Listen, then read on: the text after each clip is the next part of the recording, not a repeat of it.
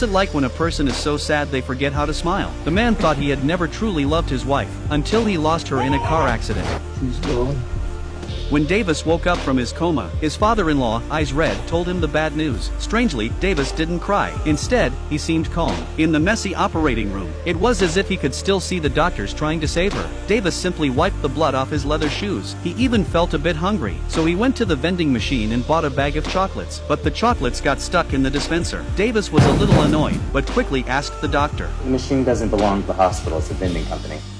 Faced with such a half-hearted answer, Davis didn't say much. He quietly took down the vending company's complaint address, then went home alone. There was still a note from his wife in the fridge from the day before, but Davis didn't bother reading it. He sat at the table eating frozen food, only feeling that the house was quieter without her. His parents rushed in from out of town, and the funeral was held soon after. Davis looked back and saw that everyone at the funeral was crying so hard. People comforted one another, as if they had been dealt a huge blow, but Davis's face stayed blank. He thought everyone was being overly dramatic. Only when he noticed the strange looks from others did Davis realize maybe he was supposed to act sad too. So he went to the bathroom alone.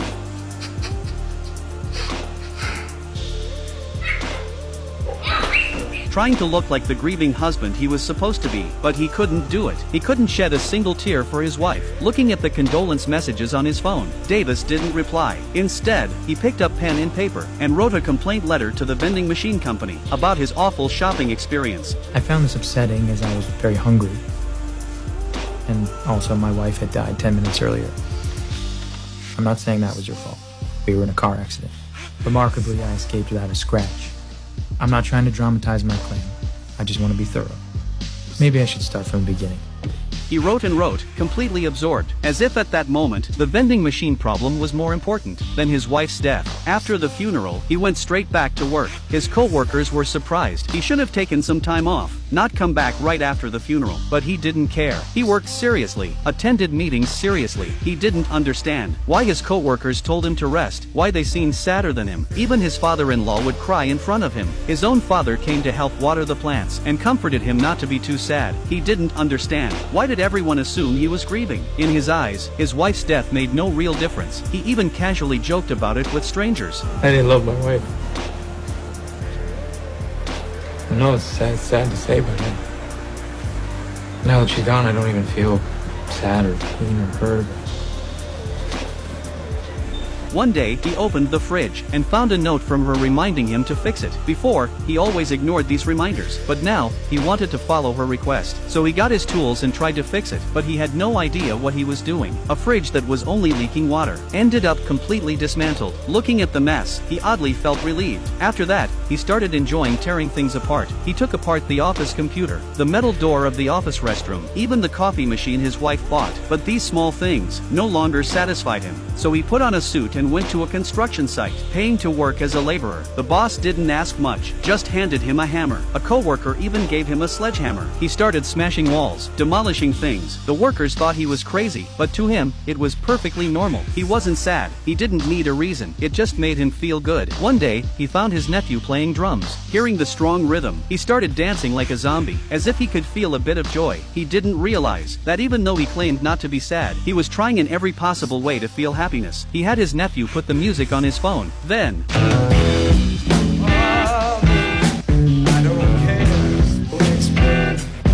Mr. Big, you better watch out! his co-workers, noticing something was off, tried to check in on him, but his answer was always, "I'm fine," even though he wasn't insane, and kept saying he was fine. He would often see his wife right in front of him, sometimes even in the mirror. He started to think he was hallucinating, but when he went to the hospital for tests, the doctor told him nothing was wrong. One day, while demolishing a house at the site, he accidentally stepped on a nail. Oh, God damn, that fucking hurt! Whoa! Shit, yeah! Whoa!